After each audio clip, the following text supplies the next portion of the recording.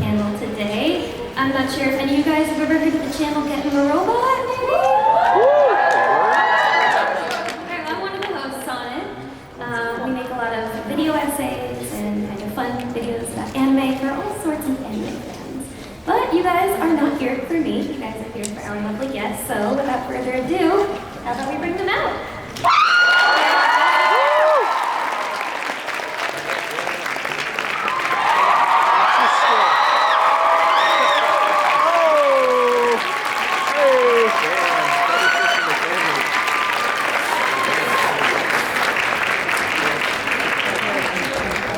Hello, VAs of UA.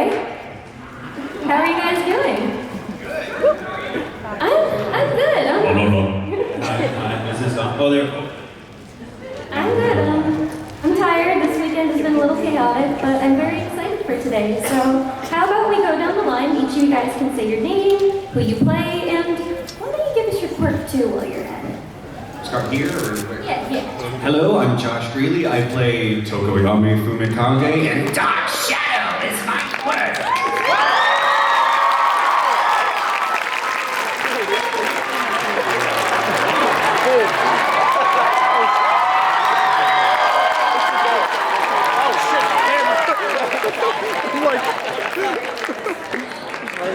Alright, the panel's made for me. I'm not following that. Hi, Jim Tatum. I play your class rep for 1A, Tenya Ida, and my quirk is injured.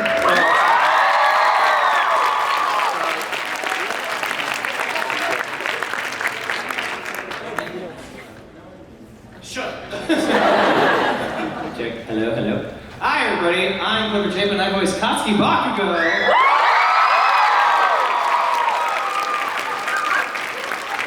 My quirk is explosion. Hi, everybody. My name is Kristen McGuire. I don't go to this school. I play Nakagami. She's from Ketsubusu Academy. Woo, woo. My quirk is telescopic.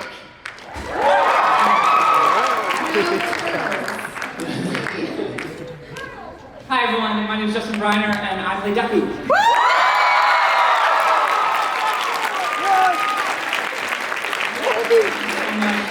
My quirk is a secret, I can't tell you much about it. Well, before we get started, I wanted to thank you all for coming here today. You all worked so hard to deliver just such a wonderful dub full of so much love and passion. So thank you so much for all of your hard work.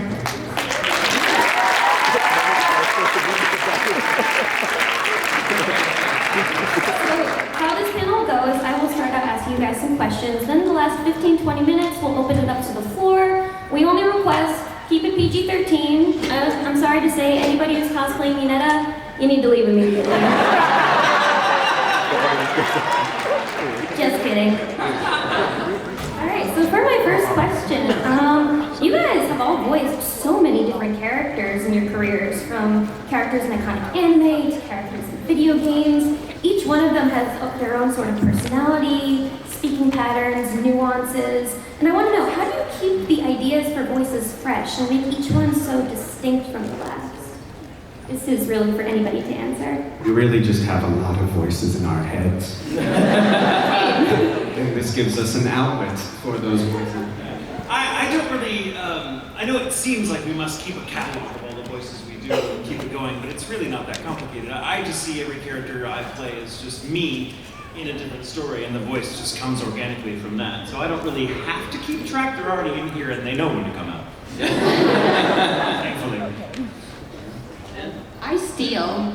I just listen to how other people do things, and I think one day I'm gonna steal that. And then I do. Yeah, I think it's just important to identify at least one little quality of the character that you share in common, and if you can find that, then you can do further detective work and figure out a character. The director helps a lot too. Yes. That's amazing. Anime dubbing is a pretty unique type of performance in the voiceover industry, I would say. It's quite different than anything that at least I've ever heard before. What made you guys decide to get into anime dubbing? Has anime always kind of been a special part of your lives? Did Did you watch a lot of it growing up? Please, tell me your anime origin story. The world wants to know. Well, for me personally, I had started doing theater when I was fairly young, and I also really enjoyed cartoons. I kind of grew up just imitating everything that I saw on TV. And at one point, I just kind of had this realization as a kid, like, oh wait, of course cartoons aren't real, these are actors. And I'd already been doing theater for so often just to realize, oh, there's more than just stage in terms of acting. And I really gravitated towards that because I enjoyed the idea of being able to play characters that I look nothing like, which is kind of what you're trapped by, and not to make it too dramatic, but you are kind of limited by your physical appearance on stage and on camera. Mm-hmm. But with voice work, if you can sound like it, you can play You it. can be anybody.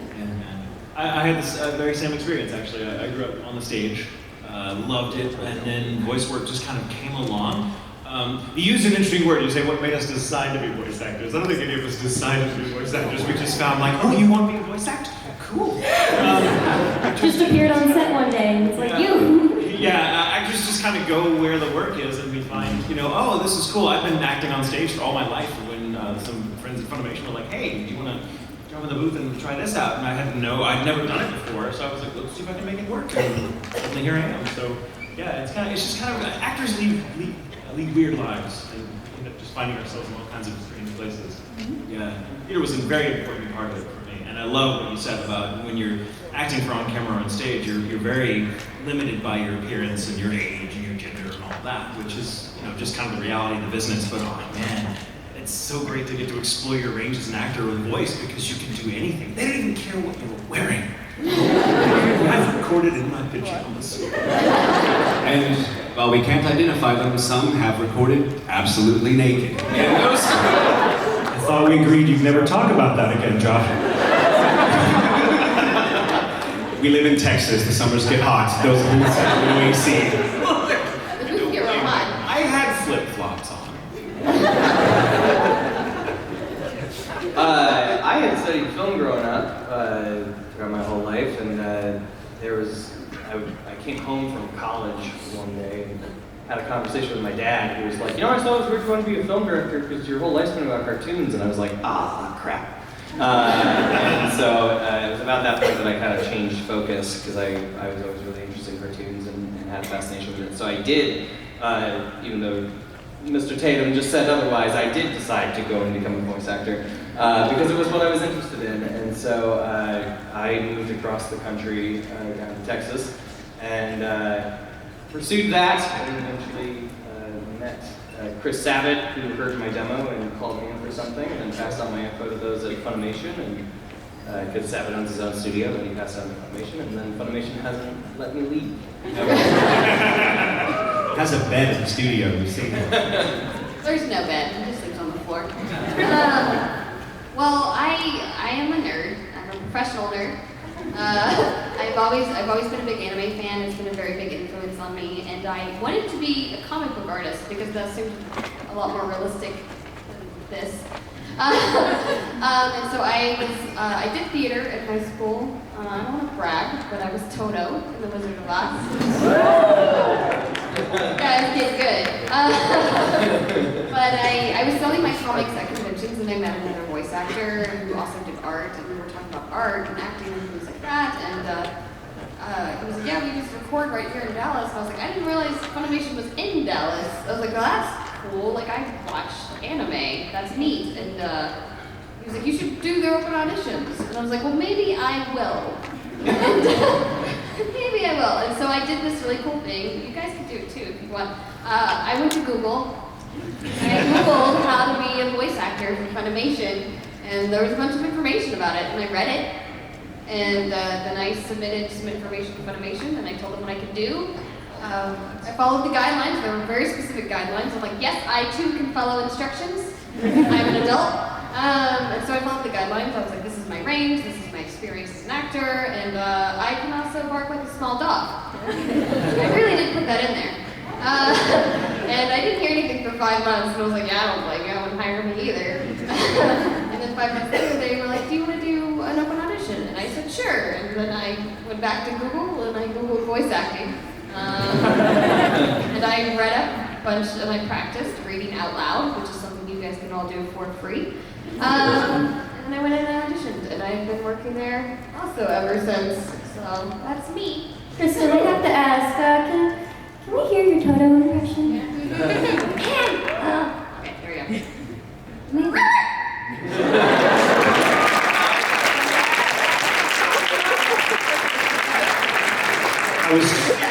I was transported. not in Kansas. That's the bark that launched 100 ships. I grew up doing a lot of theater. I got into it when I was really little, and I sort of found a love for it. So I pursued that through stage and musical theater, a lot of musical theater. So being here kind of reignites my dreams of grandeur on Broadway. Much sort of the same as the rest of them.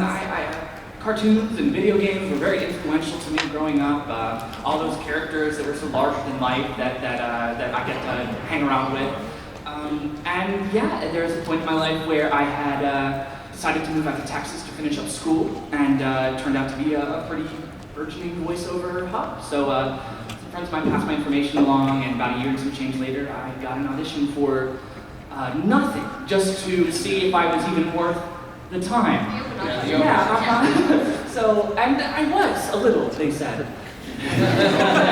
From there, here we are.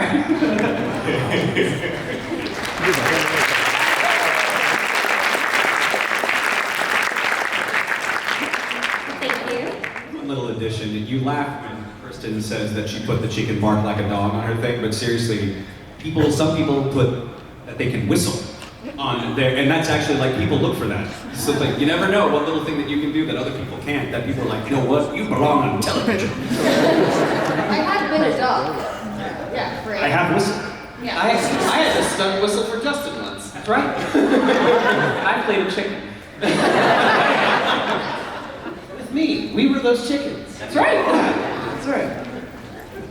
This next question is kind of a little more fun. I want to know, do you have any rituals or techniques that you like to do to help you get into your characters? Specifically your MHA characters, like Justin. Do you ever look in the mirror in the morning and be like, I am the #1 hero. I am the #1 hero. It's like pumping up, or... I like to try to kind of like, just crack a finger or something. It doesn't have to be a whole break your entire arm. At least a knuckle or something. I've always been very musically driven, so a lot of my preparation for voiceover is singing or doing scales or vocal warm-ups like that, like I used to do for theater. In the case of Deku, that's a little higher in my voice, so I'll just try to warm up higher in my register. And the screams, I do break my toes. It goes a long way. It keeps you warm, you know? I don't have to warm up for Nakagami. There's a sort of a fun story about that. Is Colleen kind of came into my office. I work at Funimation. I'm a full-time writer. She came to my office and she said, "Hey, I cast you in My Hero Academia." And I was like, "Oh!" And she's like, "I think you're gonna like it. This character reminds me a lot of you." And I was like, "Oh God, is it a snot monster? Like, what is it?" And so then for like the next 2 days while I waited for my session, I thought, what does Colleen think of me? What about this character? Like, does she have like a tree stump growing out of her? Like, what is it? I was so scared. And I got in there and like her first line was like, "Hey Todoroki, can I get your autograph?" And I'm like, oh. Now I get it. Now it makes sense. So I don't really have to get a character because I'm already a girl. I just think about Justin Reiner. The rage comes. There's actually, when we were, I don't know if Justin, if you remember this, but there was a time we were recording the first season. We were only a few episodes in, not very far in the series, and we were establishing the characters, and Justin had just had a session, I had a session after him, and I was walking in, he was walking in, I was like, "Hey, break a leg." I was like, "It's gonna be yours."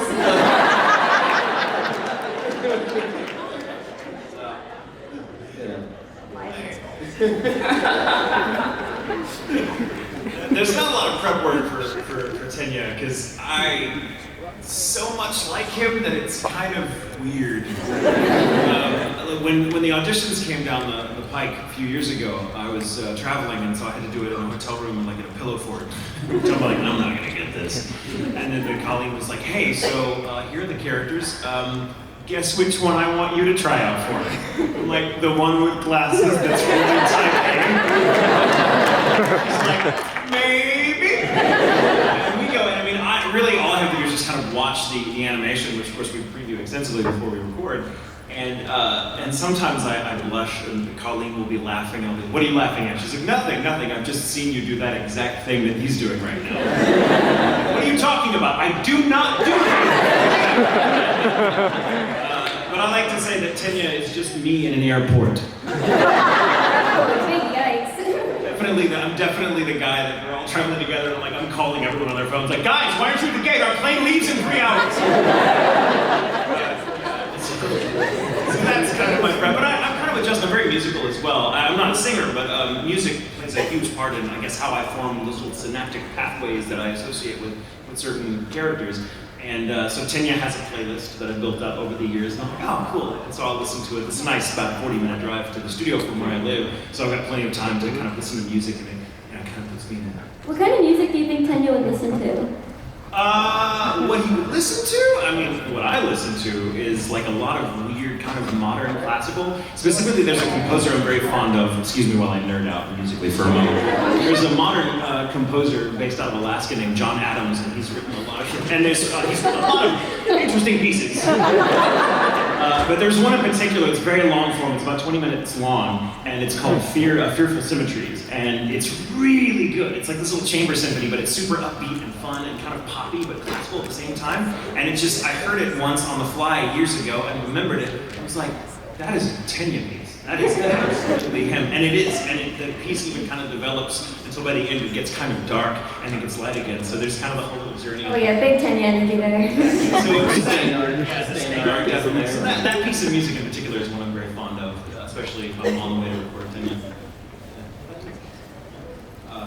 My warm-up for Tokoyami has had some evolutions over the years. Initially I would take like an hour block before I would have to go in and record and just hide in the t-shirts in Hot Topic.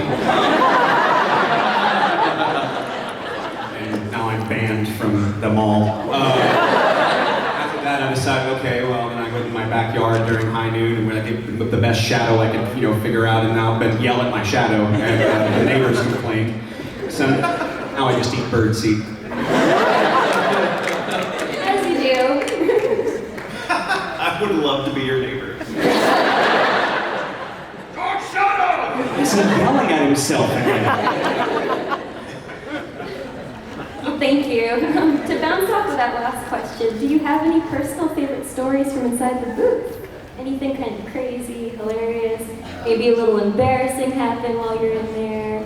One of my favorite things to do when recording, especially if Cliff is directing me, is to try and make him laugh. And at the tail end of the UA Games arc, after we had all won, it's at the medal ceremony at the end when All Might's going up to three of us in turn, and he comes to me and in the anime he says something like, "Oh, way to go, young Tokoyami," but then he goes and he hugs him and stuff, and then he moves on. But before we recorded that line, this is what Cliff heard instead. He comes up to him and Tokoyami goes, "I swear to God, if you hug me." And he goes for it and just... Tokoyami's beak goes right into All Might's armpit. Go back and watch this scene and watch Tokoyami's beak. It's just like right into the pit. Josh is just in there like,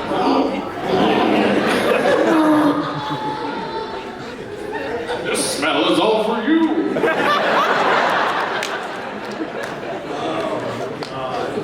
Oh my God. I can't think of any. The one that comes to mind is one that they actually filmed to put in a little extra features that came out when they were, all the group of us were in disguise. And Colleen thought it'd be really funny to film our reactions to seeing those disguises for the first time. And so when Tenya comes out, and I'm like, I look like the bad guy from Annie. I actually kind of like that outfit. Can you wear that all the time? Oh man, mine has to be the Bakugo bloopers. Have you guys all seen these? They're pinned on his Twitter. Pinned on my Twitter, but so Josh kind of referenced this, but whenever Colleen has had to in the past work on some other things. Like last year, she was working on the movie, and when she was working on the movie, I directed the series for a period of time for a few of the episodes in the licensing exam. And I have always made it a point that if Colleen has put me in charge of the show, that I make her regret it. And so I got all of these takes of characters just talking about how they wish they were Bakugo instead.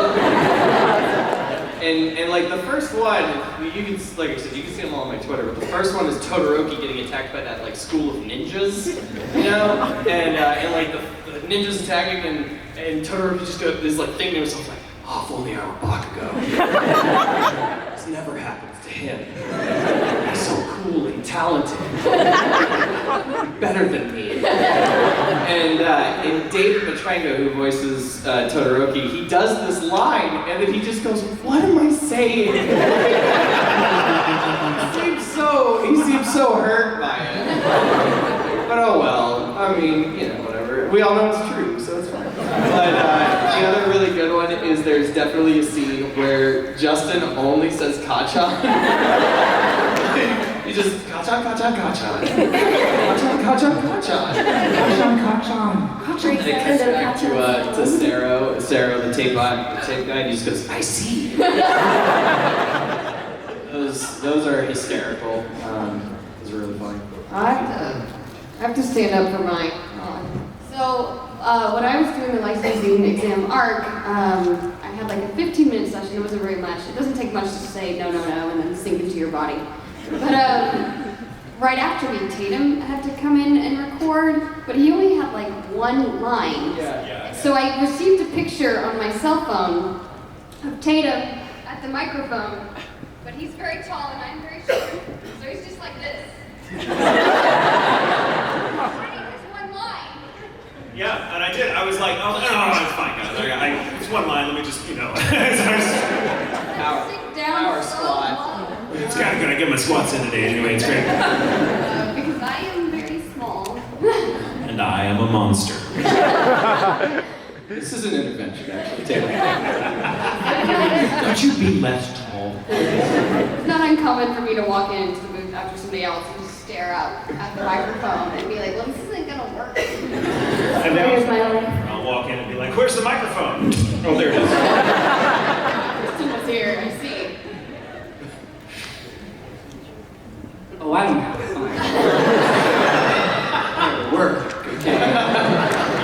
No, there's something that sticks out that ended up being a pretty fun moment that we kept, and I feel like fairly iconic to those of you who've seen the show. It's when All Might's like, Jack, do you remember what I told you so long ago when we first met? And he's like, yes, eat this. Yeah, that was supposed to be recorded by Sabbath, and Colleen was like, can you do an All Might impression? Why don't you just give it a shot? And I did. I gave my best, eat this! And it ended up being kept in the show. So, that was fun.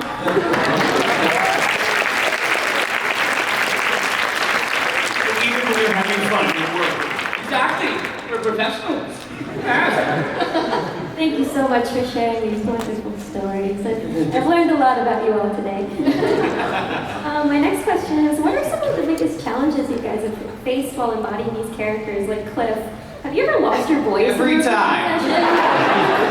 You need to keep like a mug of tea with honey nearby Oh my at all God. times. I've lost my voice almost every episode. Pretty much any episode that Bakugo's in it for more than 3 cues, like my voice was lost.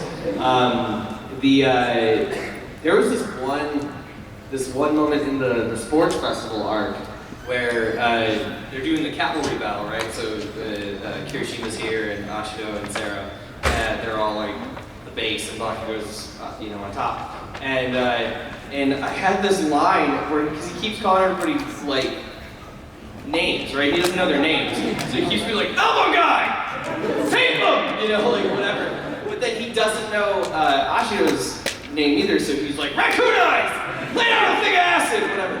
And I could get raccoon eyes out, but I couldn't get the rest of the line out because my voice just kept going, get out of the acid! Colleen was like, go get tea. We're gonna take a few minutes. You've only got a few more cues left. Go get some tea. And like we powered through it, but like there was like a half-hour break. I had recorded Raccoon Eyes, and then I had to come back and finish the cue like a half an hour later because I was dying. He screamed so much. Oh, Yeah. I'm so angry. I'm just gonna stop being angry. I can't stop thinking about Justin Bright.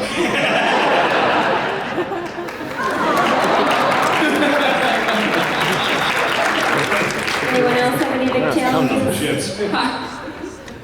I'm sorry, anybody else have any big challenges that...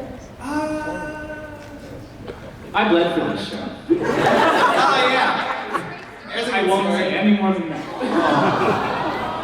Okay, I'll tell the story. So if you guys haven't seen, we do all these special features. They're called Inside the Episodes. Have you guys seen them? Yeah. They're all on Funimation.com and the app, and I think they're on the DVDs, the special features and stuff. And when we had the team-up episode between Deku and Bakugo, they had Justin and I do this one together. And he came in, we decided, I was like, wouldn't it be funny if we did this thing where you're doing the intro to it and I come in and I take over the inside the episode, you know? And he's like, yeah, it'd be funny. So we do it, we film it, it's fine. We have to do the shot again because the cinematographer, she wants some different lighting. And she's like, I'm gonna take off the sound panel on the wall too, because it might be in the shot. So I was like, okay, so she takes off this thing, and those sound panels, if you guys don't know, are mounted to the walls with these metal brackets that have these very, very sharp triangles that the sound panels like get dug into, okay? And so they're like, okay, let's do it again. And so we do the intro again. The second time, Justin hits that panel. And we finish the intro, and all of a sudden Justin just goes, I hurt myself. We're like, what? And we look over, and Justin has this cut, this like deep cut on his arm. It was a gash. And blood's just pouring out of it. And we're like, ah! And so like we stop everything, they wrap his arm up, and what a trooper. Justin finishes recording the inside the episode, and then Colleen takes him to the emergency room. And he got, what, 3 stitches? Yeah, it wasn't anything major. Yeah, you know, no, it wasn't anything major. What's great about this is I constantly see Justin at Funimation, like chilling on the couch or whatever, and he's always like the happiest dude. And so I'm always like, hey Justin! And I'll like wave from afar and like walk up to him. And so like I'm walking, like I see him sitting on the couch and I'm like, hey Justin, how are you? What are you doing? He's like, I'm doing great. And I was like, oh my god, what happened to your arm? And he's like, oh, it's nothing. I'm all sad. And I was like, what happened? Why are you smiling? He's happy to be out. That's what you call method acting. Never have we been more in character. Apparently, like, that is still, like, on record as being the worst production-related injury that's ever happened in the history of Funimation.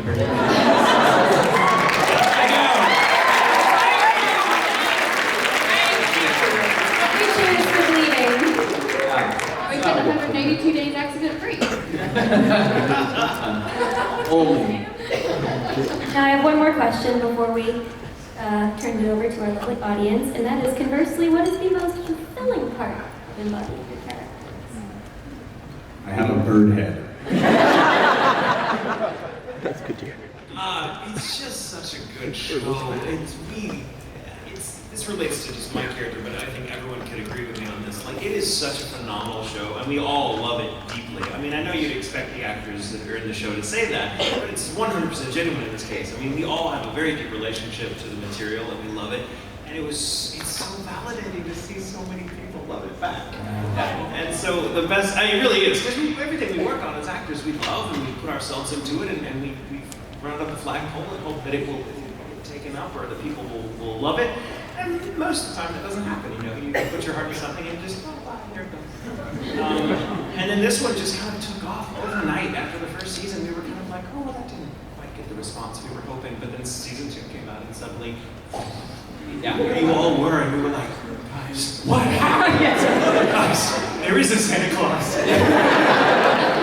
It's wonderful, and I'll say this too, at the risk of sounding kind of gushy and sentimental, but like, man, the My Hero fan community are some of the coolest. You were all, like, the lesson of the show, if there is an overarching lesson, is to just be a hero, be kind, find your power, help other people find theirs, and man, y'all have absorbed that lesson, because every time I see y'all being super sweet to all of us, and going above and beyond, but also helping each other, and just being genuinely good people, and your class rep is very proud of you.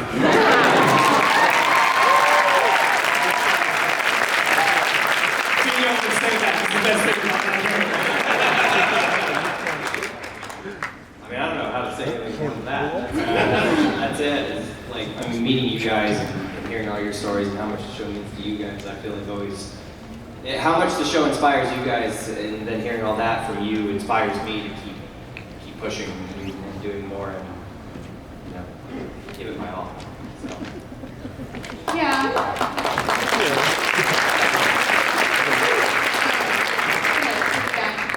On that answer, because it's the best one. But being here at conventions and things like that and meeting people, and I play Cinco, the helpful fox, so I get a lot of things like how helpful Cinco is to people and things like that. And just anime in general, there are a lot of people that are like, man, this really helped me get through my depression, or this really hard time in my life. I'm like, man, that is really special to me, like to hear that we help somebody with cartoons.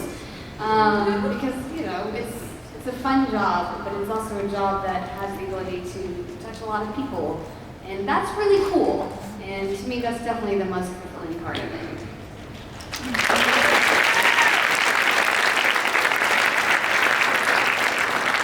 Yeah, pretty much the same. I don't know if y'all have noticed, but anime's cool now.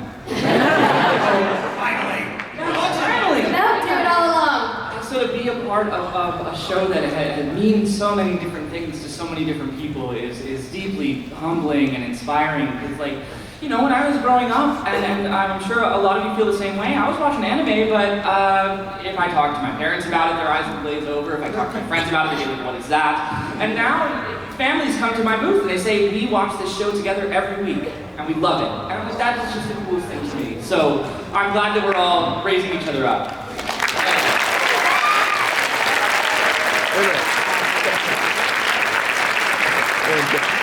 Very well said.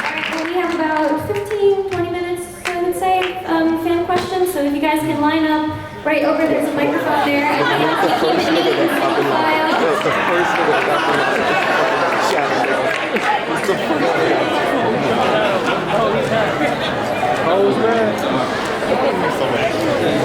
We don't have a lot of time, so we're probably not going to get to a lot of you. Mind you, there's a lot of us up here. Oh my gosh. You good? All right. Be careful when you're running. So if you can give us your name and your question. Here we go. Hi. So my question is, I know that Hiroshi, the writer of My Hero Academia, takes a lot of inspiration from American comic books and American hero stories. So I was just wondering if you could pick a superhero from America for your character to team up with, who would it be and why? Batman. For obvious reasons. Oh my god, the Flash. I also picked Batman for obvious reasons.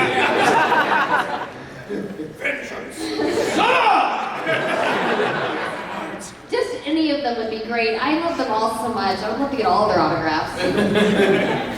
It's gotta be Hulk, right? Thank you. Hi. My name's Alex. I'm so glad you guys are here in New York, and I finally get to see you since I've heard about so many conventions having you guys. Finally, we have a My Hero Academia panel here. My question is, what do you think your characters will be like, if it ever happens, what do you think they would be like 10 years from the current storyline? Like maybe after they graduated UA and are in a few years into their 10 years heroes out there on the streets? I think Tenya will be a TSA agent. He gets you through that line real fast. I think Tokoyami and Dark Shadow are just going to be technically a one-man traveling show called Me and My Shadow. I think Bakugo, as part of his, he'll be a hero, but he also has to like do the promotions and stuff as we see professional heroes do. I think he's going to advertise antiperspirant. I feel like Nakagami would probably work at a lot of conventions, probably helping out with the autograph lines, everyone in check. She's a fan. Oh gosh, Deku's probably gonna be like #1 hero or something.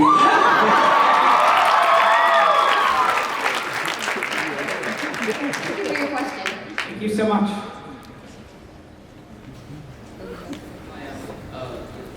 Yeah, go ahead. You got it. Tell me, do you watch your own dubs like when they come out? Oh yeah. My kids watch dubs. Sometimes they won't watch it if I'm in it. Yeah, I think sometimes it is difficult to watch your own stuff because you're like, no one's going to be as hard a judge of your own acting as you. But like, it's important to grow as an actor. Be like, oh, that's how I sound. Okay, cool. Yeah. So I try to watch the dubs, especially because you're like my hero, which I love anyway. So we try to keep up to date with it anyway, just because we're all so fans. My hero, definitely. Thank you. Thanks. I'm Heather. You're doing a great job. Just as my name. I was gonna mention the fact that like you guys have a lot of different theater and voices that like really affected you, and like a lot of my friends here and me, we're all from like a theater school not far from here. Awesome. Nice. Well, like I just wanted to know like what like really affected you, and also Michael. Like one of my favorite videos is the one where you said "Be gone, thought." Can I say it again? Yeah. No.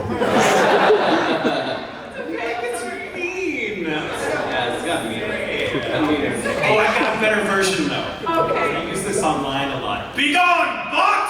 Yeah!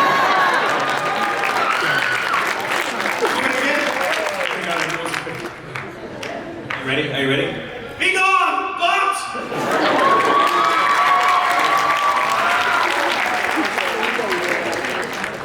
Did you have any theater voices that like really did affect you when you did it? Like for example, like Kyoya, Yuri, any of your voices that really like hit hard?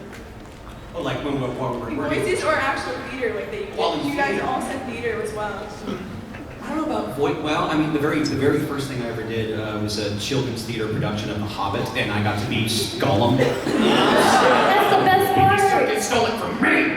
That's the best part. Yeah, it was awesome. I got to come out wearing a scuba suit and flippers, and they stapled seaweed to it. So like, I was. My first time I can think of like the role on stage being very vocally challenging. I was in a production of Wizard of Oz, and I was playing Professor Marvel, the Wizard. And because he plays several Toto parts, they wanted, yeah, not Toto. They didn't give me that one. But because I was playing that character, I had to play multiple parts as he does in the film. So I had to have like different voices for every one of them, and for the Wizard head too. And that was really, I'd never really done that. And that was Mine would be like, I grew up watching Transformers, and so I was a huge fan of Beast Wars growing up. And so like Scott McNeil and Ian Corlett, and those guys, David Kay, those guys are major influences on me. Also, there was definitely a day in my life where I realized that Christopher Sabat voiced like 90% of Dragon Ball. And I was like, oh, that's cool. So, yeah. I guess challenging theater-wise, because I'm still like, sorry I said this, but Toto was actually really challenging. I had to like be a dog for like 7 acts or whatever, however long that show is. It's hard being carried around in a basket. And I was not in a basket. But I was supposed to accidentally bite Tin Man, and then I accidentally really bit Tin Man. And he held that grudge a long time. So I felt really bad about that. But yeah, I had to be on like all fours the whole time and like walk around. I didn't have like knee pads. So it was very challenging. Toto is the most threatened character in that play. Everyone wants to kill Toto. Yeah, that's true. Especially when it's played by me. So yeah, that's me. I went to theater school as well, and we got into some weird theater stuff there. But I was in a production, it's called Bat Boy, the musical, about the titular Bat Boy. And they gave him, like, it's a dark comedy where they gave him a backstory and everything. And I remember that being, like, a definite example of a show where I was like, all right, I'm just gonna go with it. Because I played the Bat Boy, so we shake my head, we put on little bat ears and everything every night. And it was just a lot of fun. There you go. Thank you very much. Oh, totally. My name is Melissa, and I was wondering, out of all of the voices and characters that you've done, what's your favorite line to say from each of them? Each of them. Well, not each of them. Right. What's your favorite line overall? For Tokoyami, for Revelry in the Dark. Mine is Sebastian from Black Mother. I don't even have to say the line and y'all do that.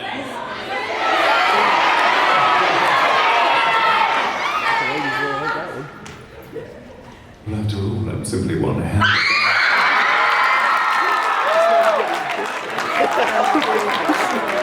You do know he is a demon that wants to eat your soul, right? It's not relationship material. Right. Give you. Mine's really loud, and this will be the biggest Bakugo thing that I do.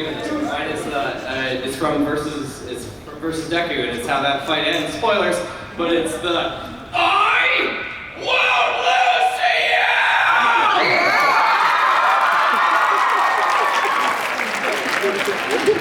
Mine is pretty recent, but I was like, man, I will never say anything as funny as this. I play Ye in Fire Force. He is a boy.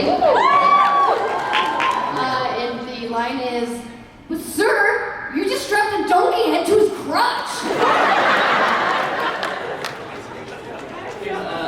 Wonderful show called Nanbaka. The world's most dangerous and prettiest criminals. And I play Nico, who's a big anime, manga, video game fan, and there's a tournament arc that they go through, and he's just studying everyone's special moves. He's like, that's from Gundam! And there's one, someone does an energy beam, and it cuts to Nico, and he's like, did you see that game? Totally command, man! It's command,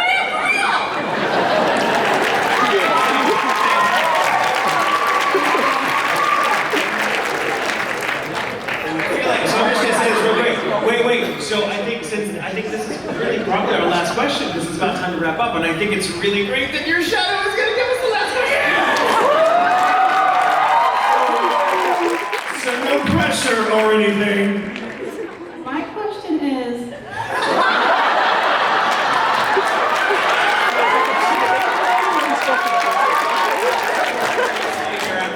This is amazing. all right, so my question is, as voice actors, with your roles in My Hero Academia, what line do you want to say in the show?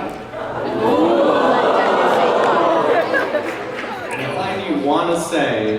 Like one of the other characters' catchphrases or something? Or just something you Or just something you want your character to say? Anything like, for example, you're Tokuyami and Dark Shadow. If you can choose any line and you can say in, like, no limits, what do you want them to say in the show? I'll start because I have an answer. I know what I want to say.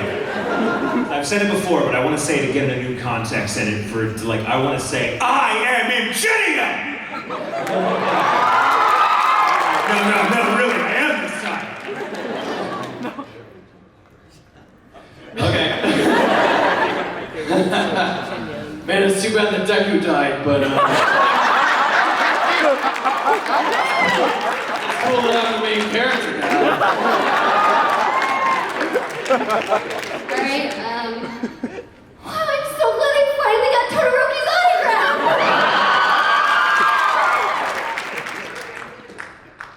All Might, take the hair back.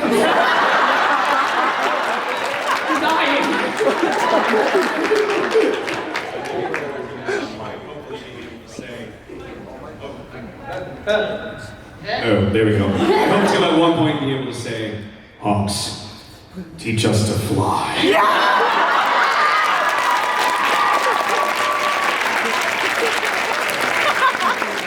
Thank you so much. So unfortunately, we are just about out of time. I am very sorry to all those who didn't get to ask a question. Hey, real quick, on the count of 3, show sorts of good. Not a kind of friend, I go beyond. Go beyond. No, it's fair. All right, Justin, you're the authority on this. You say it the most. Okay, yeah. You guys know I the rules, say go right? beyond, you say plus ultra. Ready? Go beyond!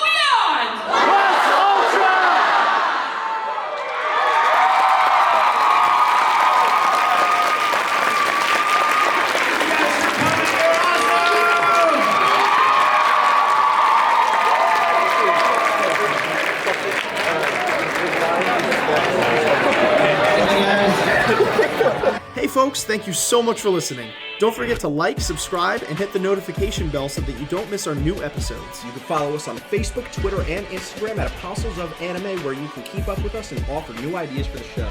You can listen to us on iTunes, Spotify, SoundCloud, Podbean, and more. Again, thanks for tuning in, and we'll see you guys back next week to talk about all things anime.